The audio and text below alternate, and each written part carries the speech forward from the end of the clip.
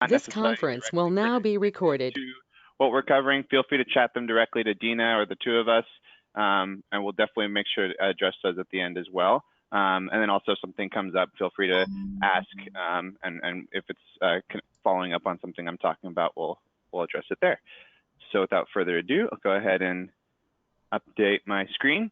So yeah, today, as Dina mentioned, we're going to be talking about the sort of the last stages of launching the project. The past couple of sessions, we've been following along with this 7 things to do when copying your project for a new year. The same rules would apply if you're starting a new project from scratch, but as an example, we were copying a new project, getting ready for a new cycle. And so out of the steps that are displayed here, we have review email templates, invite your team, update your links to launch. Also going to just lightly touch on reporting, because setting up your email templates, setting up your report templates, definitely things that you can do before and after you launch, but good to have prepared before you share the registration, especially since you want to make sure you have the right information attached to those. Okay, so let's start with just inviting our team members, and then we'll go into sort of the different reports and emails. And we're going to talk about this because definitely as you've gotten close to launching registration, that might be something that one person or a smaller team is taking care of the structure, but once registration opens, you might think about having more than one person involved, or other people might even just want to have that access even just to see information once you launch. And that's easy to do in RegPack. I'm actually going to show it right here. Here we go. So settings and admin management, that's the tab where we're going to invite new admins. There's essentially 3 different levels of admin access. Actually, I'll just go ahead and compress these so you can sort of see how that's divided in terms of the access level. We have what's called the super admin or an administrator license, assistant admin or a collaborator license, and a view only or guest license. We can definitely go into some of the details or nuances. If you have questions about those, definitely let us know. As an example, I'm going to invite Dina, a test Dina account as an assistant admin for this project. Because for this example, I've been building out the project, but Dina may be helping with managing registration or wants to download some reports for her workflow. And so that's something an assistant admin would be able to do once I give the structure and invite her into the project. So I'll just go ahead and start that off right now. Oops. So the steps to invite an admin is the same no matter what type of admin level you're inviting. Whoops. This here, if we were to choose make Dina an organization owner, that would automatically default Dina to have full access to all the projects and be a super admin license. So we're going to leave that off since we only need Dina for this example to be an assistant level admin. Then we're going to set project access. For now, I'm just going to invite Dina to this project. Hey, Connor, while you're doing that, we got a question coming in saying, is there an additional cost to add the super admin?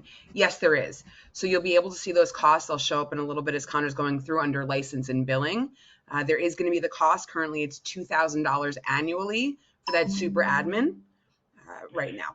So here is the cost structure based on the license type. So yes, a super admin is a paid administrator license. That's the base structure of the RegPack billing. Is it's based on the administrator licenses.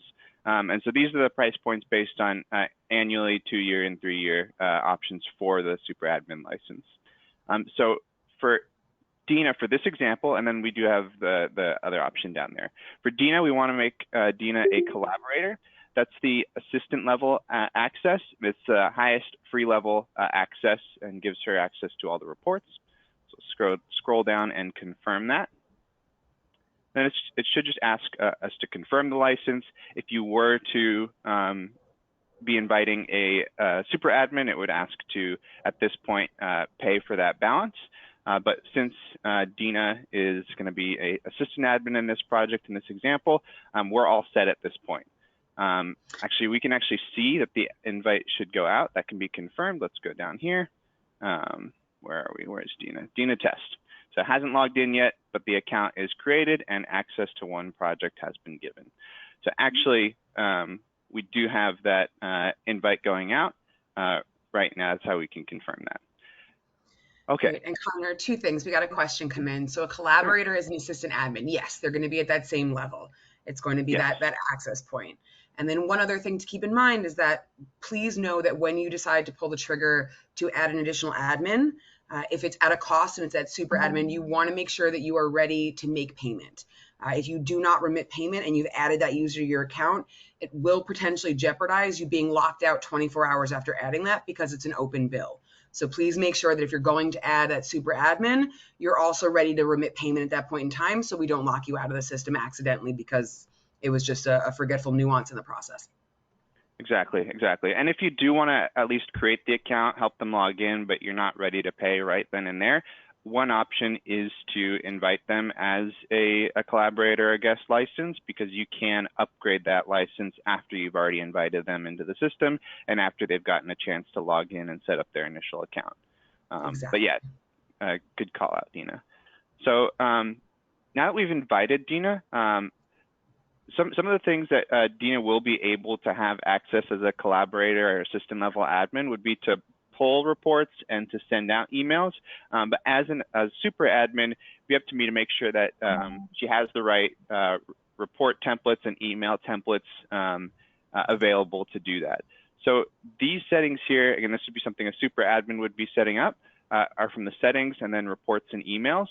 I'm not going to spend too much time going into the details of each, but let's go ahead and start with the email since that's on that list of the things that we need to do. And definitely there's probably at least one email you want to have set up before you go live. Whereas reports, you want to know what your reports are looking like, but you can always fine tune those after the fact as well. So when it comes to the emails, there's a couple of things to call out. We have lots of resources on our help center, specifically going step by step on emails, but I'm just going to cover a couple of things real quick. So you might have these types of templates already in your system, or you might have emails copied over from your previous project if that's what you're doing here. You can either edit these or create a new one. The categories, just as a point of clarification, these are just organizational tools. So even though this will say system notifications, if there's no trigger, this is not going to get automatically sent out by the system. You just set that up yourself. So that would be something where you'd set the trigger here by either clicking on the Thunderbolt, or there's a button that says trigger, and then you're going to set who it goes to. We'll say that first parent email, who it's sent from. So that could be one of the admins, or we can set a system email. We'll go into that in just a second.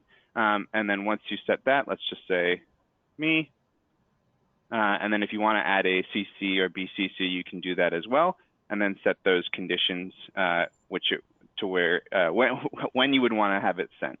So if you have a confirmation email, I'm not sure which one I had created, but if it was an account created email, for example, that condition would be up here, account created. Or if it's you want to send an email for each child record or subunit record, if it's a group, you would send that out here. But this would just be the first time somebody who's creating an account, like the parent, does that here. Again, I won't go into too much of the details on the triggers. If you have some specific questions, there's definitely lots of different options here. We do have a couple resources, but definitely let me know and we can go into specific situations. Don't want to get too lost in the weeds because there's other things that I do want to cover as well. Great. And Connor, two things. We have a question that came in. And another thing is, guys, after this call, we will send out a follow-up email that will also have links to some of the help tools that we recommend. So you'll get direct links to some of those tools on the emailing and the reporting that we're not diving into too far in this call. So of course, take a look at those. If you have any questions regarding that process and that setup, the support team is there to always email and reach out for those questions.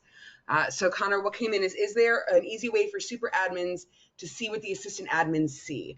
For example, it would be nice for them to see view only on the products page. So can we talk just a little bit about, I guess, those access levels and how you know and how you're able to confirm what those collaborators are able to see?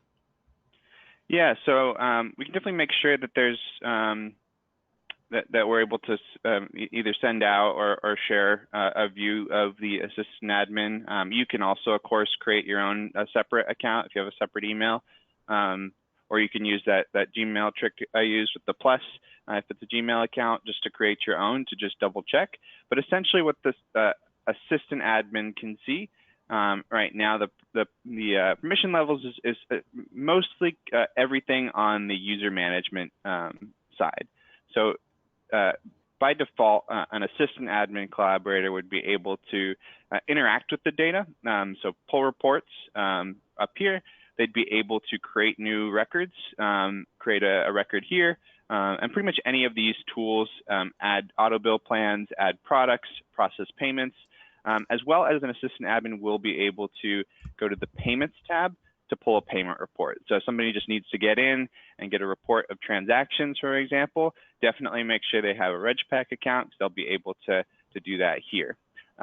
Anything that's on the settings tab, the products page, the projects module, that wouldn't be visible for an assistant admin, but they still will be able to see, like for example, if we want to add a product to a record, they'd be able to see all the available options for each record, including the ones that are admin only. So if it's like a discount, something like that, they can still have access to that. They have full access to all the products that you've created, but they wouldn't be able to see the products module or interact with that at all. So Connor, if you actually want to switch screens for 2 seconds, I'll go ahead and share the email that your invited admins will receive that shows to get started, and then just quickly show you the different panel once you log in, so you can really see the difference in what those views are. Perfect. Yeah, go ahead, Dina. Great. Okay, so you're going to go ahead and you can see, right, this is the email that your users are going to get, inviting them to come in. It's saying Connor's invited me to be an admin in RegPack. It's got the link. It's got instructions on what's going to happen after I click the link, in addition to a couple of things that are good to know, right, about the support team, about where you can turn to, and what RegPack has to offer you as far as that's concerned. Once you've gotten that, I'm going to go ahead, let me reshare the tab that is actually the user management. So you'll see once I'm in, right, this is going to be the difference. I don't see those setting tabs the way that Connor's able to as a super admin. I can see the users. I can, again, run reports. I have options to the tools here, again, where I can do these little pieces. I can create a new user from the back end. I can look at payments and see what's come in, but I don't have the opportunity to adjust those payments, to make edits to products, to change any of those pieces, to create reports, or to create emails. I can utilize those features, but I'm not able to generate them myself. Perfect. Yeah, exactly. If there's any follow-up questions, definitely let us know on that. But yeah, thanks for sharing that, Dina. Well, great. On that note, let's go ahead and just switch over real briefly to the reporting side of things, because like we said, that's something that Dina, as a collaborator admin, will be able to see and pull. But when it comes to these reports, what we call user reports, these are pre-set up by you in the reports section here. So if the report already exists, Dina can pull it, and of course a payment report Dina would be able to pull, as well as she'd be able to view like a report of every sale that's gone in. So all the orders, she'd be able to generate a sales report for a specific session. I just saw another quick question about if collaborators can set statuses. Yes. So yeah, another thing that can be, I guess that is a change, and it's something that's changing in the system, but yes, they can create new statuses and set statuses and remove statuses as well. Definitely a great tool, especially when you have multiple team members in the system, is to use that status tool for sure.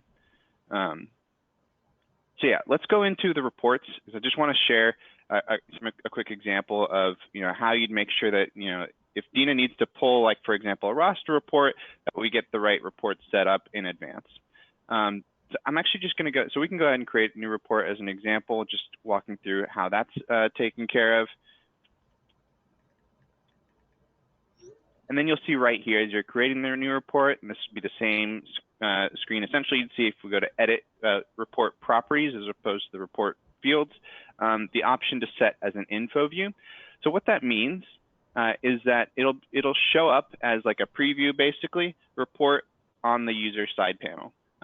So I'll just go ahead and create that, add a couple quick fields. Again, any user token, so the fields that you're adding in here, let's add the name of the parent, and then of course, probably for a roster, we're gonna wanna make sure we have the child information, since that's all connected to, so we don't need the coupon information, since that's gonna be what we're looking for the people who are signed up for this program. Down here, I just wanna touch briefly on this.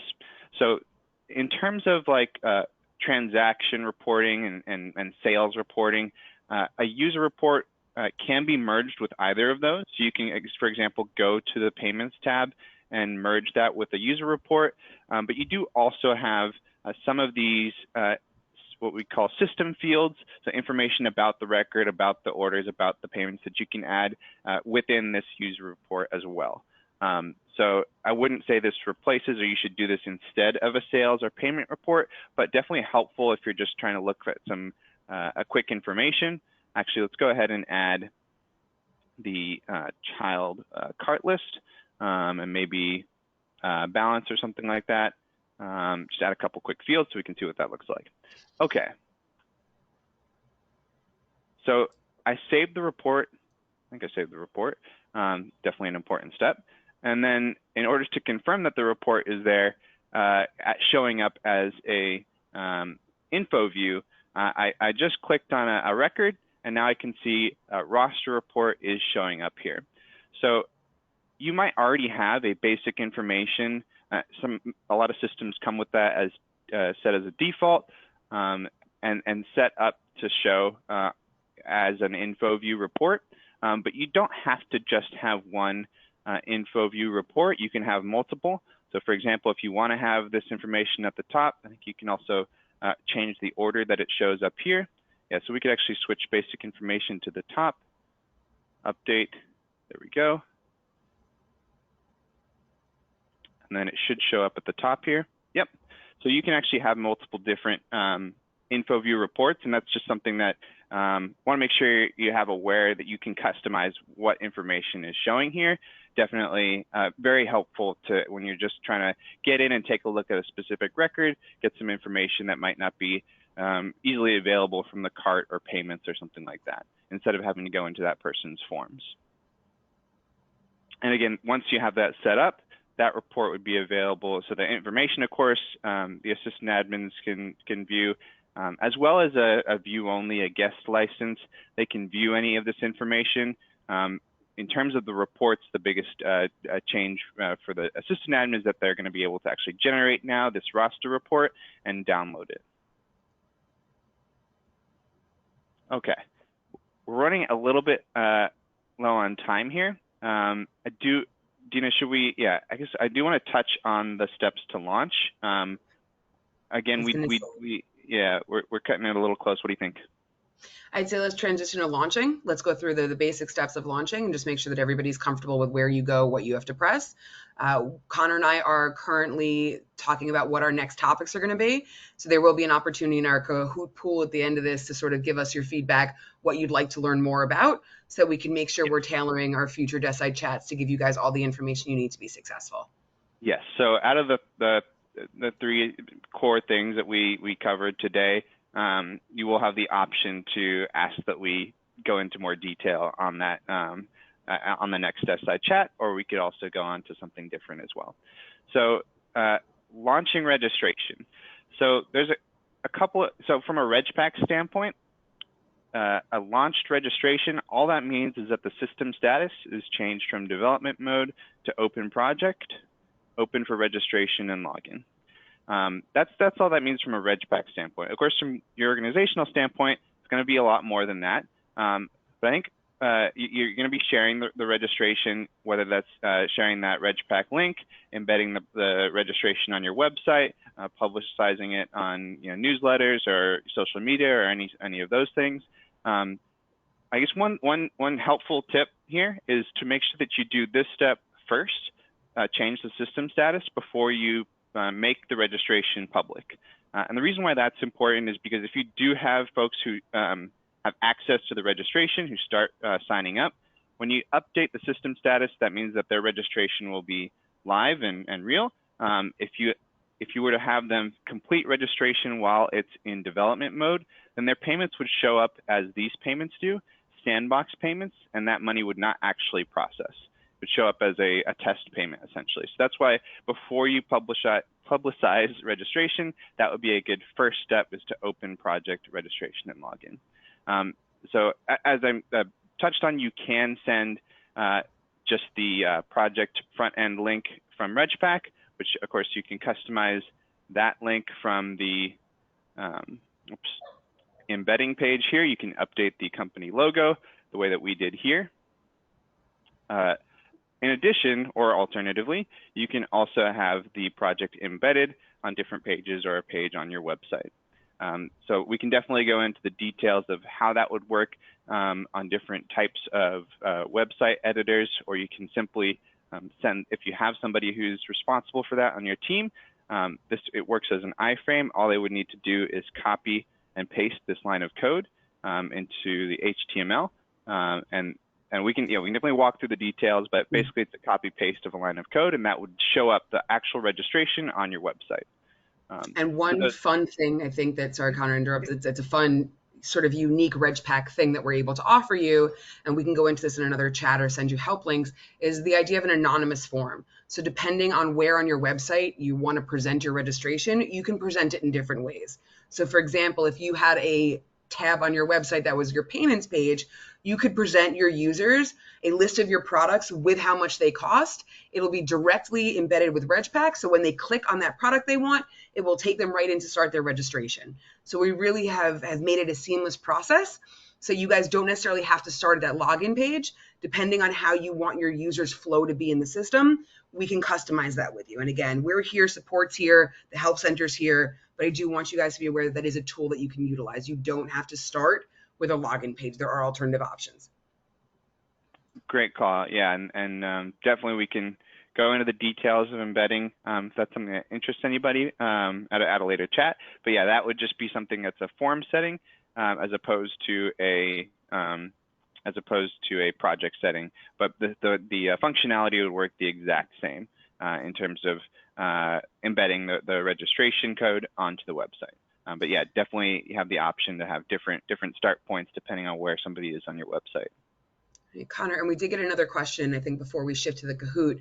And it was a question comment that I think we actually can do. And it's if super admins could copy over specific from the projects, basically copying over users so that the user's information goes from project to project and you can better assist them over the phone. So if a user calls you and says they're trying to register, you'll be able to actually see some of that information from previous projects. Yeah, so there's a couple different levels to that. What isn't possible is to just say Connor Test wants to register in the next project, a separate project from this, and I just select and copy. But that being said, of course, you do have access to pull up that record from a previous year. And then you do have a couple of options, right? If they're having trouble getting their account set up on their own, the best way to have that information, to take advantage of what we call the user information porting, where some of that information is pre-populated from the previous record, would be to set up that account in the new project from the front end. There's a couple ways to do that, but of course, I think what Dina, what you were mentioning is you can also just, of course, create a new record from the back end. This is something that an assistant admin or a super admin can do, is go into the system, create family, and just put the there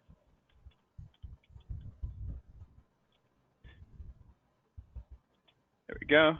I'll ask for the email address. It'll auto-generate a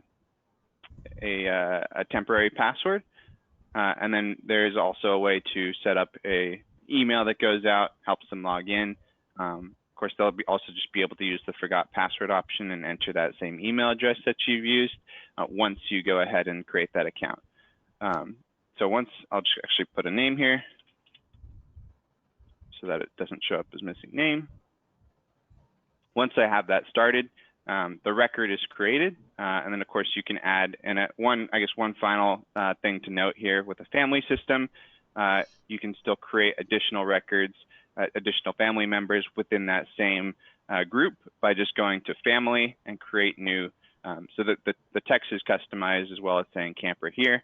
It's a project setting, but it would just be the family, and that button down here might say something different on your project, but it'll be personalized based on the setting you have preset. So just inviting new members here or creating new records attached to that same account.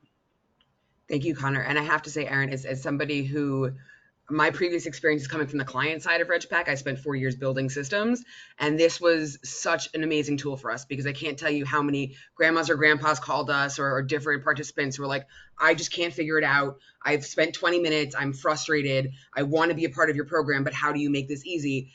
While 95% of your other clients have gotten it successfully, there's always going to be those individuals, and being able to get them on the phone and really enter their information and confirm it for them and set them up is a great way to go about it. The one tricky part there is to remember, if you are inputting the information for them, it's harder for them to log back in and adjust their information. So that initial set up account, set up password isn't necessarily there for them. So know that as you work through that process for them, they can reset their password and go in that way, or your team is sort of dependent on making sure you're compiling that information for them when they call back. Well, let me just show very quickly that there is a way to set up. So for this example, I did I didn't preset the password. That is an option as well. One way to do it. That's also easy. It'll let you type in the password, and then you can tell it to them, and then they can use that. Better. RegPack is upgraded in the last year. Very nice, Connor. But another thing that you can do, we'll just take an existing template here, is there is a field, let's see, password, auto-generated password. So this is it says for anonymous users, so that's the setting that you can have, of course, if you just have people start without account creation, like they select the product first. But that same tool, the same token in an email, if I add this here, actually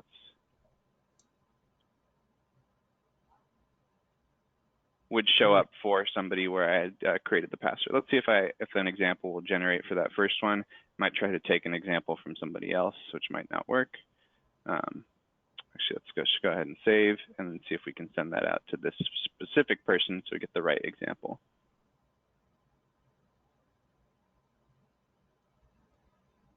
Let's see.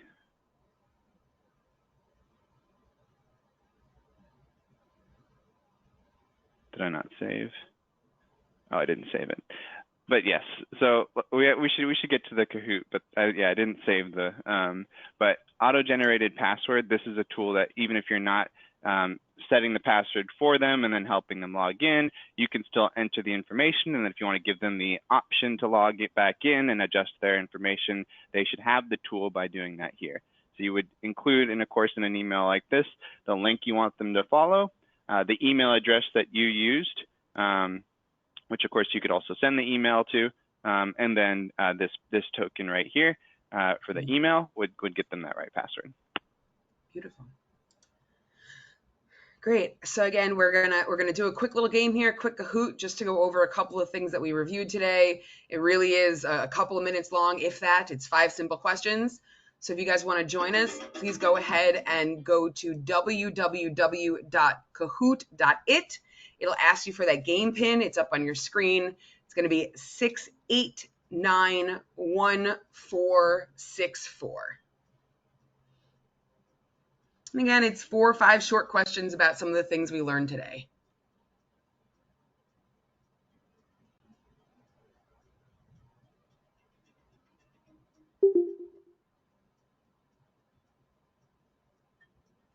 Great. It looks like we've got Stephanie in.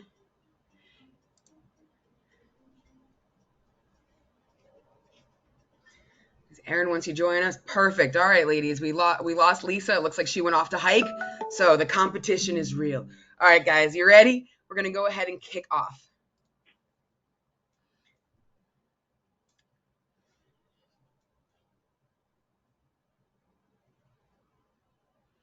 All right, so the first one, how do you create an info view report? Red is going to be edit report properties. Blue is going to be edit report fields. Green is run reports for all users. Orange is edit user side panel. What do we think this is? Hey, perfect. You guys both got it right. It's edit report properties. All right, this is going to be a close one, guys, if I can feel it. The next question. If I want to invite an admin who can create new reports, which level license would they need? Red collaborator, orange administrator, blue guest, green driver's license. Ooh, you guys got that one fast.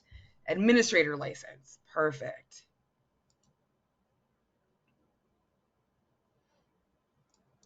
All right, we're heating up. True or false? Email templates must be set up before launching registration. True or false? Woo! You guys are great. False. As Perfect. Connor Yeah, said. this is the trick question. So because technically you could do either. Nicely done, guys. All right. You guys are killing it. To go live with registration, the first step is embedded in your website. Open the project for registration. Blue public. I can't even read the answers. You guys got this so fast. Open project for registration and login. Nicely done. All right. Out of the topics we covered today, which would you like more detail on? So red is embedding registration onto the website. Blue is report management. There's a lot of different types of reports that we didn't necessarily go into. Orange, customizing the project. And then green, something completely different. We didn't really touch too much on customizing the project, but there we go. Okay. Great. So it looks like reporting and customizing. Perfect. All right. Our podium, ladies, with our third place contestant who was not present and playing with us. But this is amazing, guys. 4 out of 4 for both of you. So Erin and Stephanie, congratulations. Again, your points have been added to our totals for the year so far. Come back, join us for some more Decide chats, earn some more points, and we'll see if we can't get you some prizes. With that, I want to open up the chat one last time. If you guys have any questions for Connor or myself, anything we can clarify with you now prior to sending out the recap email afterwards. I do have just one quick question for whoever put the customizing your project. I realized after we asked the question, it's very vague. So if there's something specific that you wanted to, like if it's customizing, I think when we had it in mind, we had it customizing the front end for users, like you're personalizing it for your language. Is that, Stephanie, that's what you had in mind? Okay, yep, we can definitely. That looks like a big yes. Okay. Which, Stephanie, you can do from every level for what your buttons say to, instead of saying sign up, it can say start your party, start your adventure, literally everything along the way. One of the other fun things that RegPack did, I have to give Connor kudos for really pushing it forward as well, is we are now ADA compliant on the front end of the system. So if you have individuals who may suffer from color blindness or other things, we are now officially certified to be able to adjust those color schemes on the front end for you so that users are able to successfully see it and interact.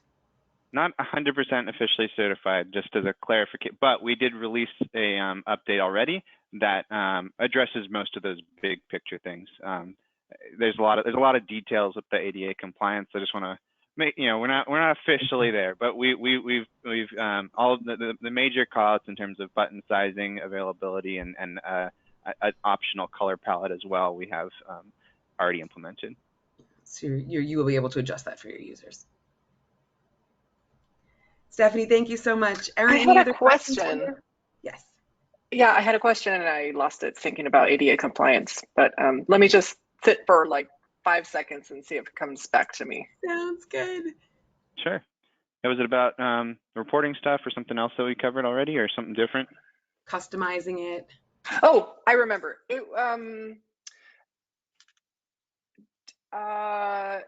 Was there a change related to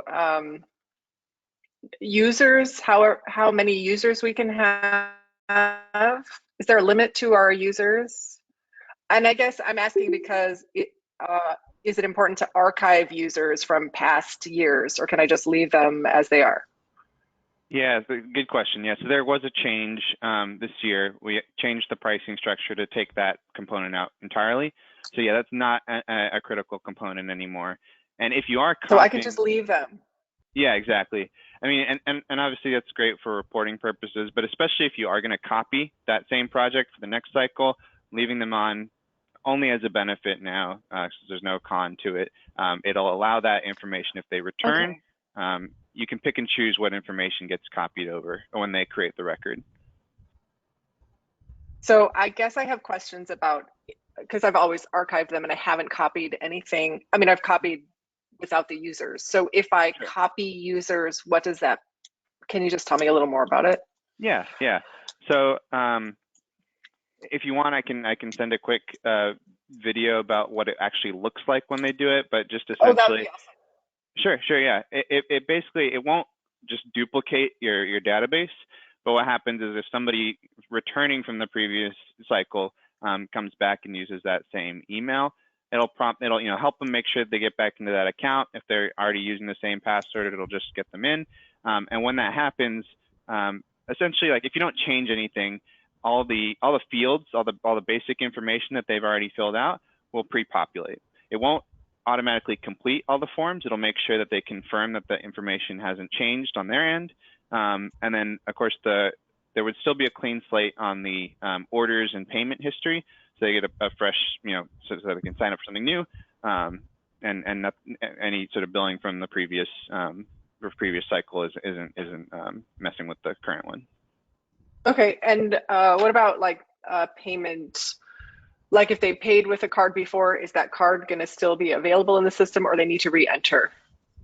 Good question. Yeah. So for the new project, they'll need to re-enter the payment method. It Okay, won't be saved cool. on the new one. Yeah.